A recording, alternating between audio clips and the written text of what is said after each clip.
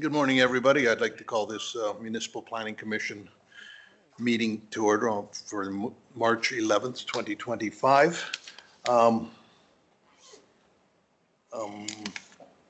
The Municipal Planning Commission is conducting this meeting in person and via conference call in accordance with Municipal Government Act Section 199.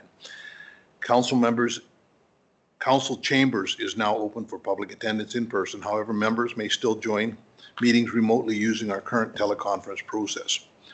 As per Wheatland County Policy 7.13, members of the public are not permitted to speak unless the Commission agrees to hear from them.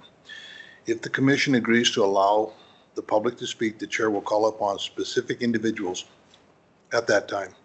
Please note this call is being recorded and will be uploaded to our website and/or social media. For any individuals using the conference call line, we ask that you mute your phone to eliminate background noise. Everyone has a right to be present at Municipal Planning Commission meetings. Any attendees that are considered disruptive to the progression of this meeting may be removed at the discretion of the Chair as per Municipal Government Act Section 198. We thank you for your cooperation and understanding. I understand that at least one member will be joining remotely, so I'll call a roll call vote. Member Laprise? Present. Member Bigger? Here. Member Clausen? I'm here. Member Larson? Member Link? Good morning. Good morning. So we have an adoption of the agenda. We have an agenda in front of us. Are there any changes? No. No. Sorry. My mistake. I've been notified that Member Kester will not be joining us today. So that was some inside baseball that I forgot to share. So so therefore we have an agenda before us. Any additions or deletions? Seeing none. MPC's wishes. I'll move the agenda as presented. Thank you, Member Clausen. I will call a vote. Member Laprise? In favor. Member Bigger? In favor. Member Clausen? In favor. Member Link? In favor. And Member Eichert is in favor. That is passed. We have the unapproved minutes of February 11th, 2025. MPC's wishes. Yes, Member Bigger. I move that Municipal Planning Commission approve the February 11th, 2025 minutes as presented. Thank you. I'll call that vote. Member Laprise. In favor. Member Bigger. In favor. Member Clausen. In favor. Member Link. In favor. And Member Eichert is in favor. That brings us to the development permit applications. Thank you, Suzanne. Good morning, everyone. I'm Suzanne Hayes, Development Officer with Wheatland County. I will be presenting 3 applications this morning. The first one is DP 2024-128. It is an application for a recreational leisure vehicle storage and commercial storage business. The location plan is found on page 16 of the agenda package. It is located approximately 3.2 kilometers south of Strathmore, 1.2 kilometers north of Township Road 234 on the west side of Highway 817. We circulated to surrounding landowners within 1 mile. We didn't receive any responses. We circulated to Alberta Transportation. They suggested that a transportation review technical memo be prepared by an engineering firm and submitted, and that the applicant submit a roadside development application. So they did do both of these things, and we had added the roadside development permit as a condition. However, they have already supplied it, so that condition's been met. Updates following submission of the TIA to Alberta Transportation. They did have concerns regarding the north access. They requested revisions to the TIA letter and that illustrated the slight pull-off area and apron on the north approach. So in response, the applicant provided a revised plan illustrating the requested pull-off area. They also supplied a Google Earth image showing the available storage of 100 feet is included in the revised traffic memo. So ATEC accepted the revised traffic memo and had no further concerns. Internally, we circulated to internal staff, and fire services said they had no issues with the trailers and CCAN storage, but industry best practices in Alberta require that RVs have their batteries disconnected when parked and that propane tanks be removed from the RV and the site.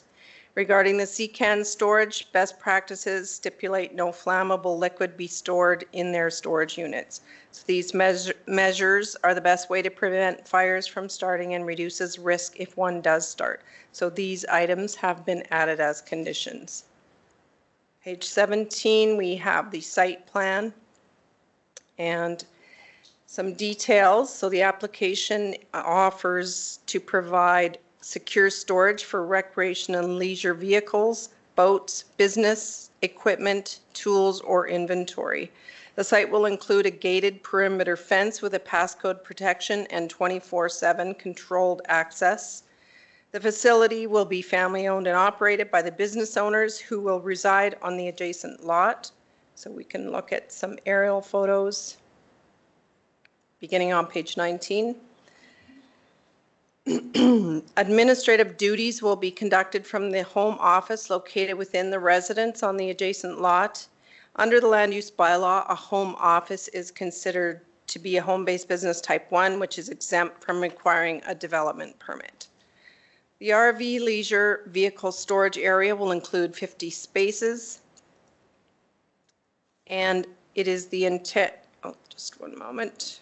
Yes, 50 spaces, and the commercial storage area will utilize 8 weather-resistant pods, shipping containers, for secure storage of business equipment, tools, or inventory. It is the intention of the applicant to improve the visual appearance of the site. No storage of recreational or leisure vehicles is proposed for the front of the lot. The site design utilizes existing features as screening buffers. The commercial storage pods will be placed behind an existing building, and the RV storage spaces are proposed for the back portion of the lot behind existing buildings and mature trees. Pages 22 to 24, we have a few photos from Highway 817 looking at the parcel. So as mentioned, the access is provided via 2 approaches. The traffic review report was provided in support of the application.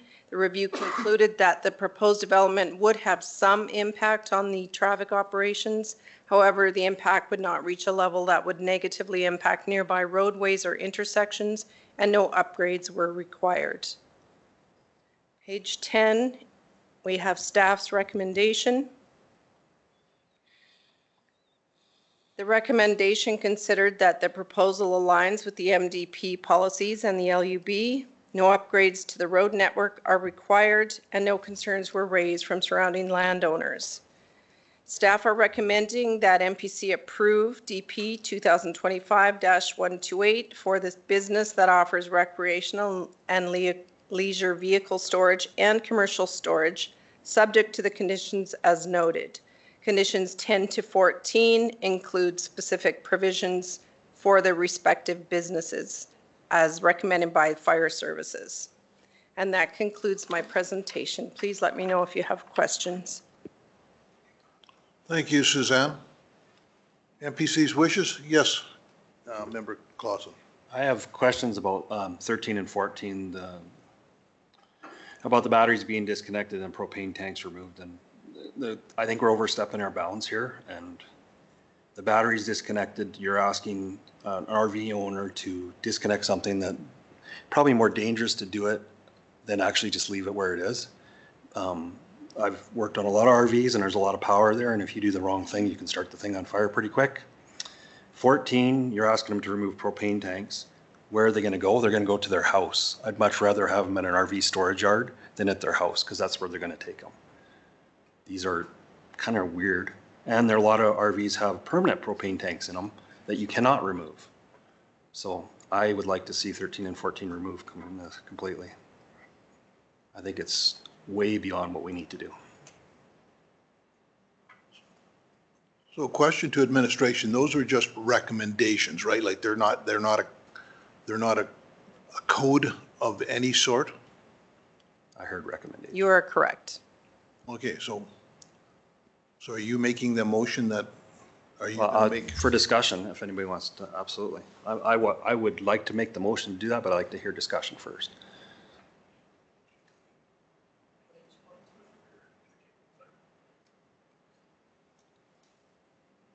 Like I understand the idea behind it, but there in actual using going forward, you're having more risk by doing this. And a person can park their RV in their yard and have all this stuff in there anyway, so. We've, in the last 5 years, we've okayed other RV storage yards. Was this one, Not that I'm aware of, we didn't. like, these are new suggestions? Correct. Okay, thank you.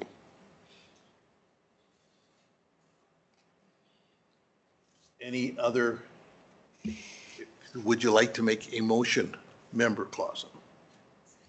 I'll make a motion that council approve DP 2025-128 for a business that offers recreational vehicle storage and commercial storage, subject to the conditions 1 through 11, omitting 12 and 13, or sorry, 1 through 12, omitting 13 and 14,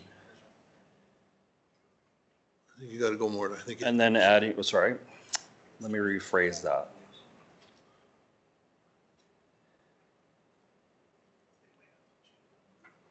Subject to the conditions 1, 2, 3, 4, 5, 6, 7, 8, 9, 10, 11, 12, 15, 16.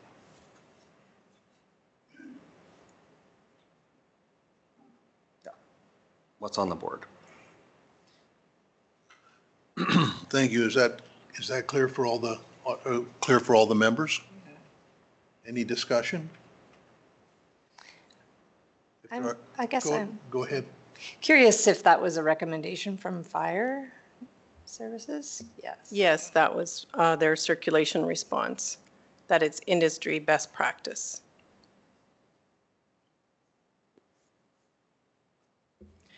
I don't know, for in our house, we disconnect the battery and take the, Yeah. and I don't know, storing a propane tank, I don't think, at your home.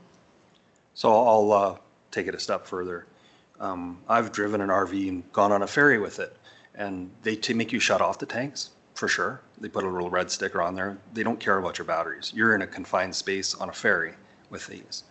So if they're not concerned, Transport Canada isn't concerned about it, but in a machine that's going down the highway or on a ferry, why are we concerned when it's stored? I think it's the time period of it sitting there for over a whole winter as opposed to I'd a have to couple see of the hours data on to a- back it up. Yeah, yeah. I'm not too concerned, I can understand why fire might recommend it, I guess. Yes. I Member- feel like I'm okay with it for the fact that, I don't know if you're right, if that's not in our wheelhouse to do that, that could be up to the storage owner. That may be a recommendation that they give to their, let them do it on their own, not something that we are hammering down on them. Thanks. One other. Yes, Member LaPriest. I have one other question that has to do with that front fenced area. I can understand like that there is a gated access to the back where all the storage, the commercial storage and all that, but there's this square of fenced area. Does that have anything to do with this development permit? No, it doesn't. I believe the applicant had been storing some RVs there before, and when these Google images were taken, those RVs were there. Oh, okay. But it's my understanding that they don't want to use that portion. It says proposed fenced area, so I just wanted to make sure yeah, I agree. I don't think would be nice if it was stored right in the front of the property. It's much better to be in the back, but I just. Yeah, clarify that's that. probably not the correct wording. It is a fenced area. Okay. Okay, thank you. Good discussion. Is there any more discussion?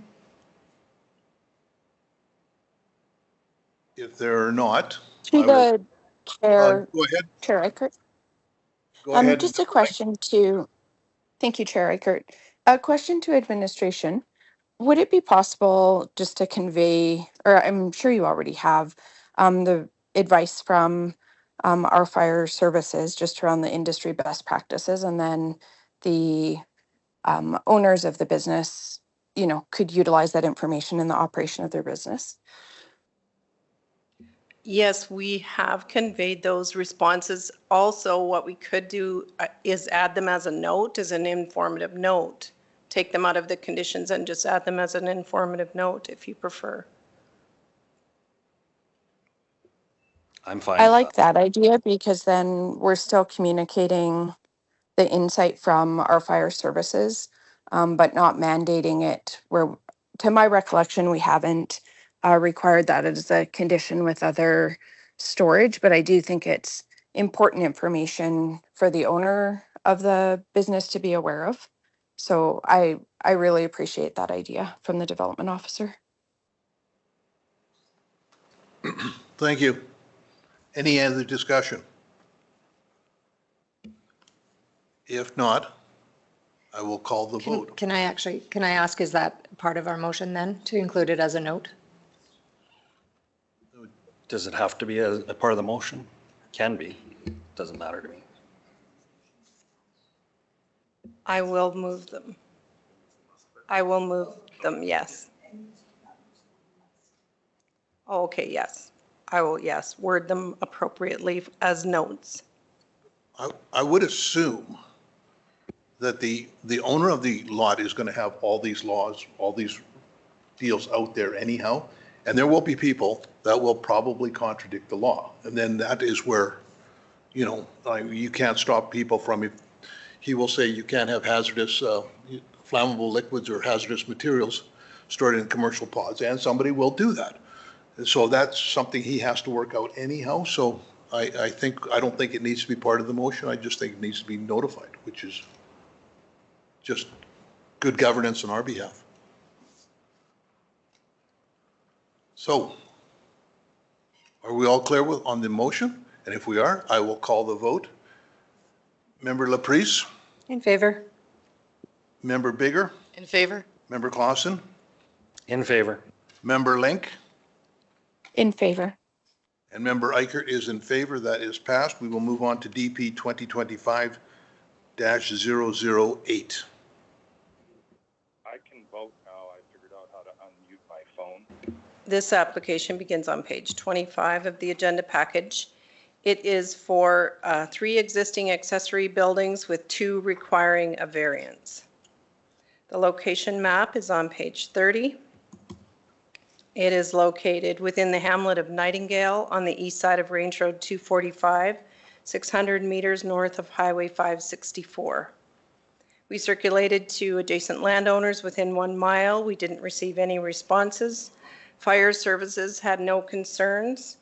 Planning had some comments regarding the consistency of the application with the MDP objectives and the Nightingale ASP.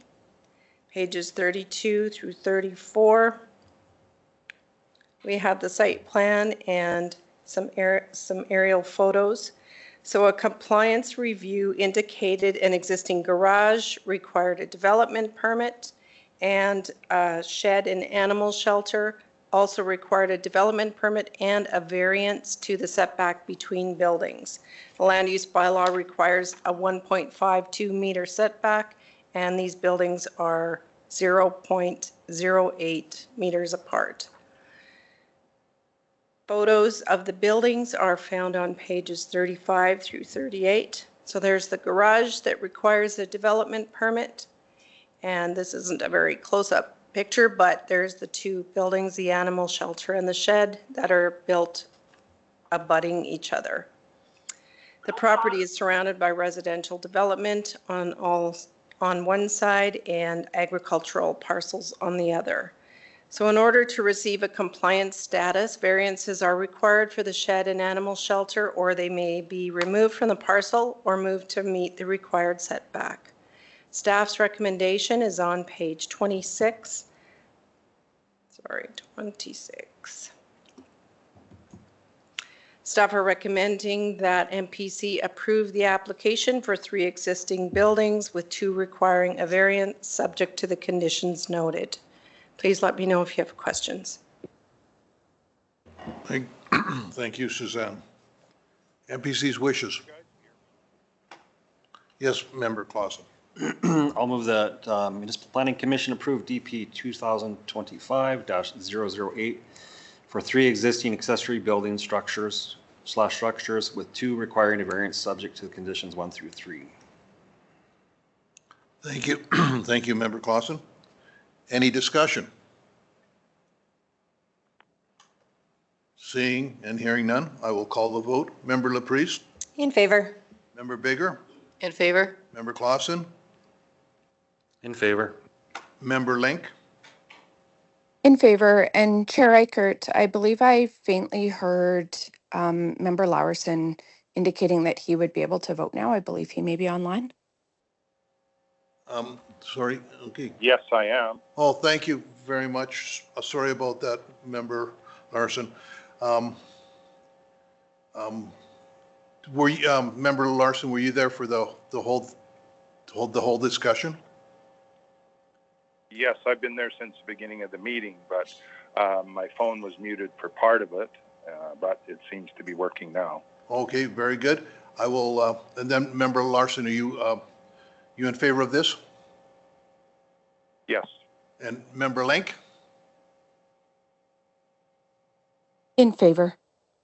And Member Eichert is in favor. That is passed. We'll move on to DP 2025-013.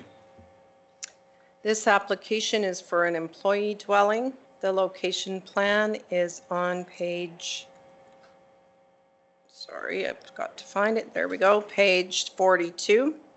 It is located approximately 11 kilometers west of Strathmore in the Origin Business Park, 400 kilometers east of Range Road 270 on the southwest corner of Durham Drive and Spelt Street. We circulated to surrounding landowners within 1 mile. We didn't receive any responses. We circulated to the inspections group, and they said the fire rating for the suite would be a 2-hour rating, which is shown in the plans for the main building. The fire water tanks fall under the building permit for the water supply for firefighting purposes, and the drawing was included in the building permit application for the main building. Planning summarized how the application aligns with the policies of the West Highway 1 Area Structure Plan. Pages 43 to 46, we have the site plan and some aerial photos. So here is the entire building, and you can see the suite on the back corner here. The application is to construct a 1-bedroom residential unit on the 2nd floor of a building currently under construction. The suite would be used to provide on-site security for the principal business located on the same lot. In May of 2024, a development permit was issued for an automotive and equipment services business, which permitted the construction of the 2 buildings. The proposed residential suite will be located in the northernmost building, and the remainder of the building will include a showroom, repair shop, and part sales for a specialized type of automobile no longer in production. Pages 48 and 49 shows some illustrations of the proposed building, and as mentioned, Alberta Building Code requires the fire separation for the suite. The policy analysis section outlines the alignment of the application with the applicable plans, including the MDP, the West Highway 1 Area Structure Plan, and the Land Use Bylaw. Staff's recommendation is on page 37.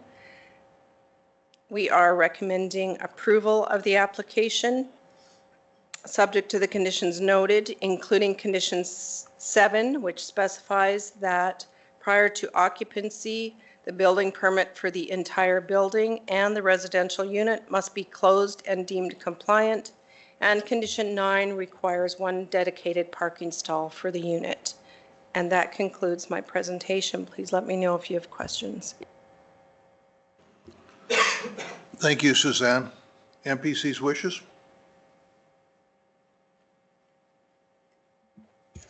I'll move that MPC approve DP 2025-013 for a dwelling employee, subject to conditions 1 through 9. Thank you, Member Laprise. Discussion?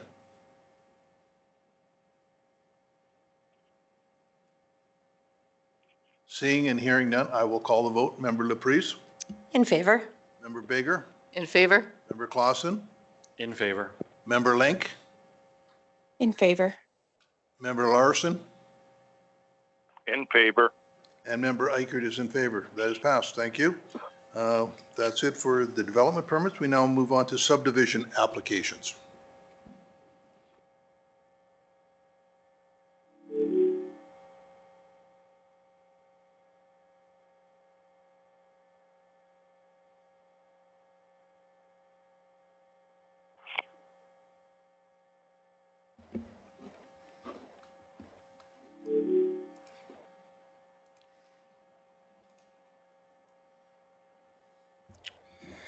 Good morning, MPC. Taylor Felt with the county's Planning and Development Services team, here to present the next two subdivision applications for the Commission's consideration. The first application before you is SD 2024-021, which proposes to create a 3-acre parcel and a 4.5-acre remainder.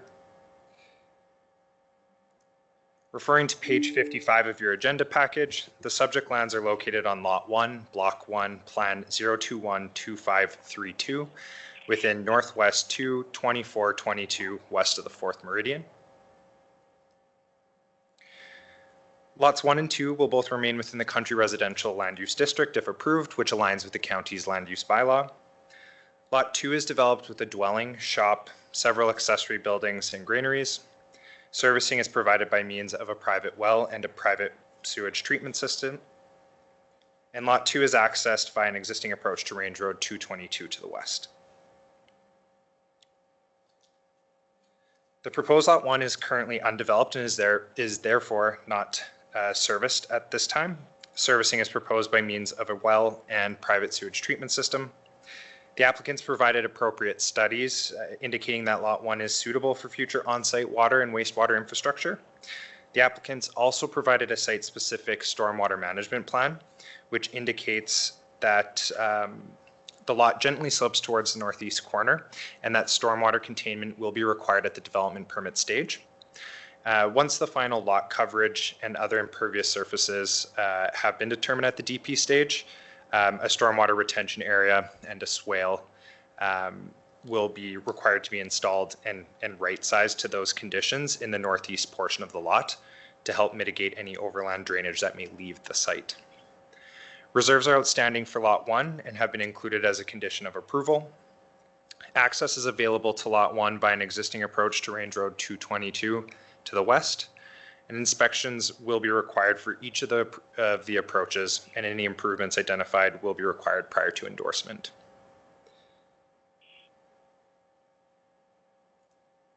The proposal generally aligns with the relevant statutory and non-statutory policies, and it was evaluated against the agricultural policies found in Section 3 of the Municipal Development Plan, which aims to minimize fragmentation and maximize contiguous agricultural lands.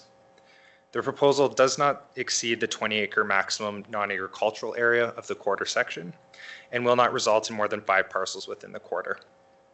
The supporting documents provided by the applicant demonstrate that there is a suitable building site on Lot 1, and it can be developed without having any adverse impacts on the environment or neighboring properties. The county's third-party engineers reviewed the supporting documents, and they're satisfied with the findings and requirements at the next stages of development. The application was circulated to adjacent landowners within 1 mile radius and other interested parties. One letter was received and was presented to council at the public hearing for bylaw 2024-37. I provided copies to the commission, but I'll bring it up here on the projector as well. And if the commission would like, I'm happy to read that letter into the record.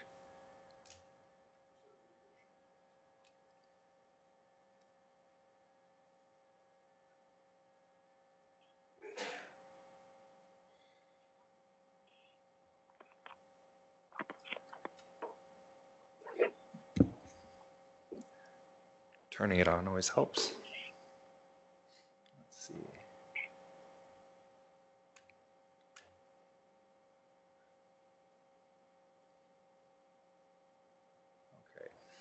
Okay. So this letter was received on January 2nd, 2025 from Ron Nerland via email. And it reads, I have no objection to this redesignation and subdivision. I would just like to point out that in the proposed plan, access to the road on the 3-acre parcel is unworkable because it is just below the crest of a hill and therefore safe entry onto the road is not possible. To be safe, you would have to be very close to the driveway on the 4-acre parcel. This should be examined before subdivision is granted.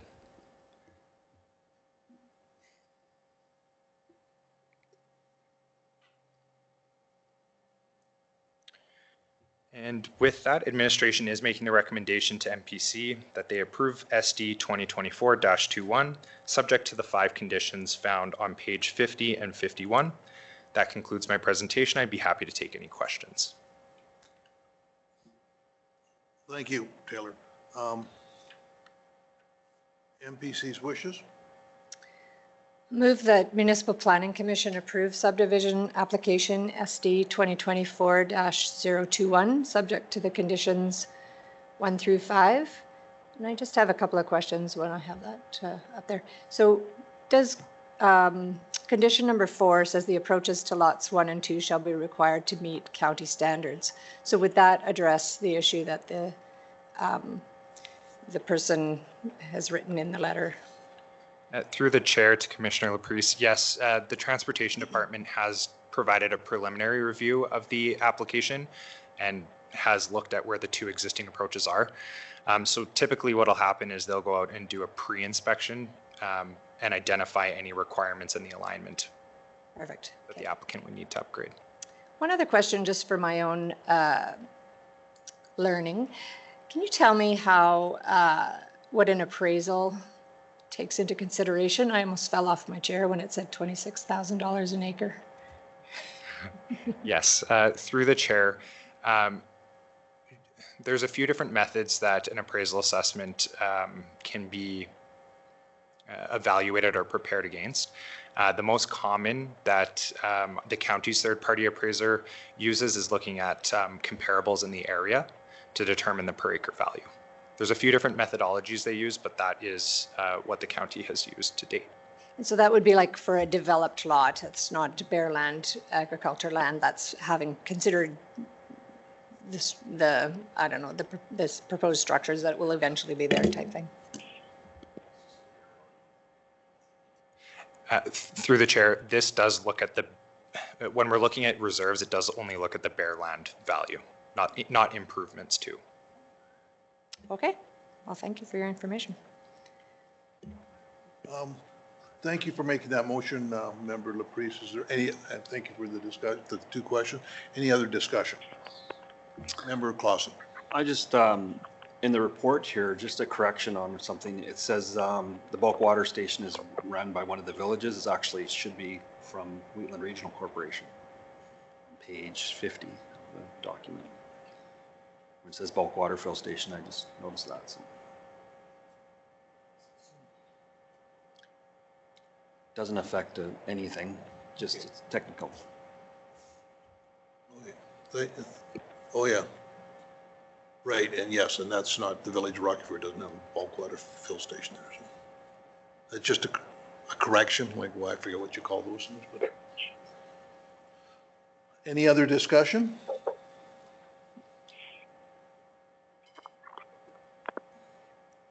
Seeing and hearing none, I'll call the vote. Member Laprise? In favor. Member Bigger? In favor? Member Clausen? In favor. Member Link? In favor. Member Larson? In favor. And Member Eichert is in favor. So we will move on to, that is passed, and we will move on to DP 2024-022.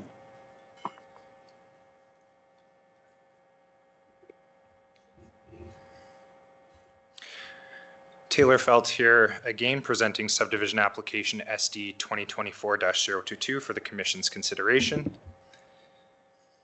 The application proposes to create 2 5-acre parcels with a 147-acre remainder. Referring to page 65 of your agenda package, the subject lands are located within Southwest 36-2525 west of the 4th Meridian. The proposal considers the second and third parcels to be subdivided from the quarter section, and each parcel will remain within the agricultural land use district if approved, which aligns with the county's land use bylaw.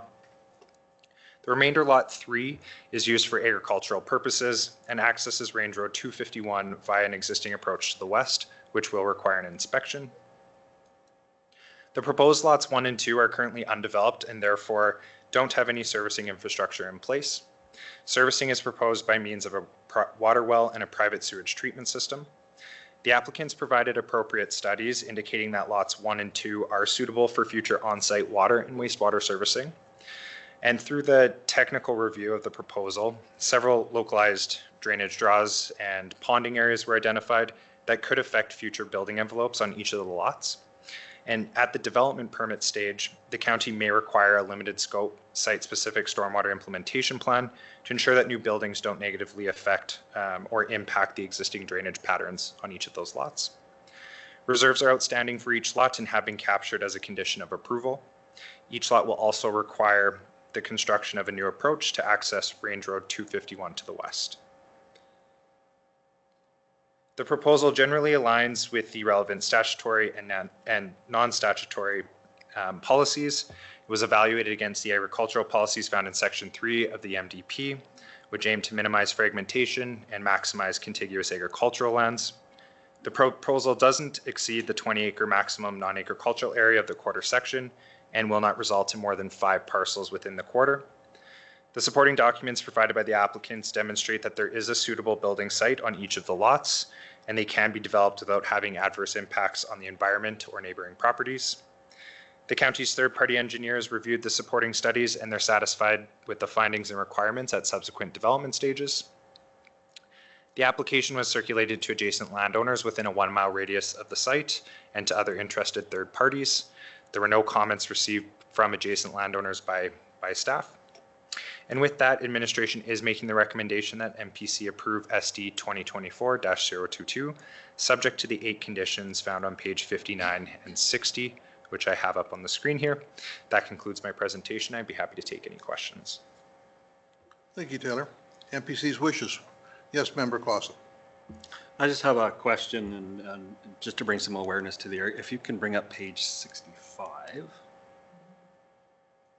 There is a existing gun range and shooting club that operates at the corner of 564 and 252, about in the middle of that quarter. So they've had issues before. They've been there about 10 years. They got about 100 members.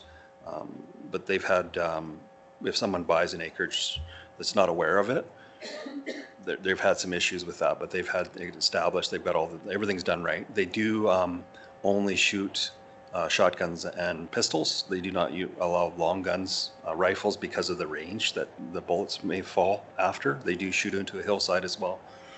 Is there a way we can put a note to these people that, that are buying this acreage that you are in the area of a gun range or something? So is just avoiding future conflict. We always looking at conflicts between agriculture and residential. This is a conflict between shooters and residential, which has its own unique thing. So just looking for any suggestions. Through the chair, this actually was raised in the pre-application with the applicants. They are aware. In their letter of intent, they did state that the 2 5-acre parcels would be used for the family to develop their future residences on. Typically, this would be handled as a private matter where, say, the gun range could register a caveat on title saying buyer beware, this is happening in the vicinity, and then they could work out any potential compensation if that were required to mitigate those issues if that's necessary. Okay. Yeah, I don't think that they've pursued a caveat, obviously, but just trying to find that balance, right, with an existing operation and people moving in. Yeah, it can be family for now, but 30 years from now, it could be somebody else. So it could change ownership and somebody new comes in and the first thing they do is phone their counselor and say what's going on. I feel it's, as a counselor of the area, it's to bring awareness to it now. And even if it's just on a video file somewhere in the future, someone can say, hey, yeah, they did discuss it. That's good enough for me, unless there's something else that we can do. But I don't think there is. Good discussion. MPC's wishes. Would you care to make a motion? I'll move that Municipal Planning Commission approve subdivision SD 2024-022 subject to the following conditions, 1 through 8. Thank you, Member Clausen. Any other discussion?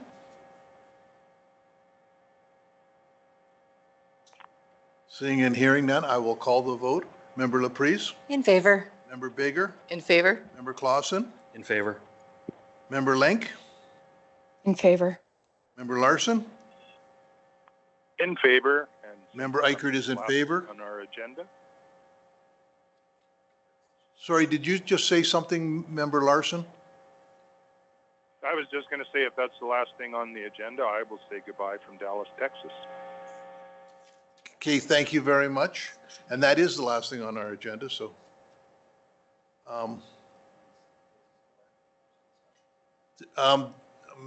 Member Larson, are you still there? Yes, I am. There's a special council meeting that is going to be called immediately after this meeting. So you should have got there. It should be in your email. I didn't bring that laptop with me. Oh, So if you can just get the dial-in information or have someone from staff send it to my personal email, I can dial into that. It's not going to be too long. okay, that will be taken care of. Thank you. And Member Eichert Okay, is, thanks. and Member Eichert is in favor. That passes. That brings us to the end of our agenda. I adjourn this meeting. Thank you, everybody.